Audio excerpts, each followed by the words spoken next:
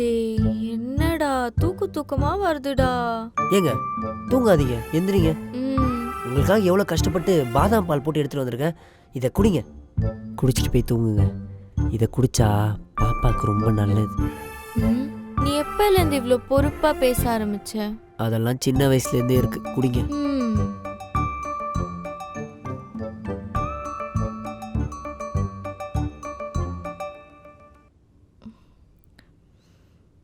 நல்லா இருக்கா?